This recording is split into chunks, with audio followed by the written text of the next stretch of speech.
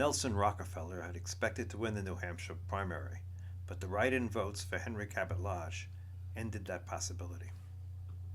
A heavy snowfall on primary day in New Hampshire is an omen of things to come. The presidential hopes of Barry Goldwater and Nelson Rockefeller snowed under by a write-in vote for Henry Cabot Lodge, the man who did no campaigning and was half a world away.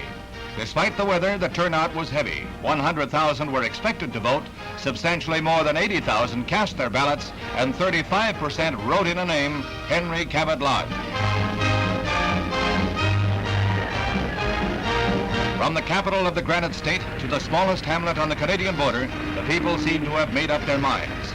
Mr. Lodge's supporters had a campaign headquarters, but their efforts on behalf of their candidate were put in the shade by the whirlwind tours of Goldwater and Rockefeller. Meanwhile, Ambassador Lodge was at his post in South Vietnam as the ballots were counted. A projection of the early count showed the trend. It was a Lodge victory all the way.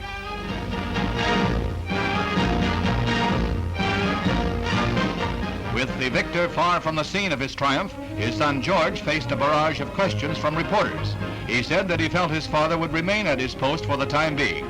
The ambassador was at work in South Vietnam when he got the word, touring the front with Defense Secretary McNamara. As a Foreign Service officer, he could not discuss politics. But the man who emerged into national prominence as our ambassador to the United Nations may have ended the chances of Goldwater and Rockefeller.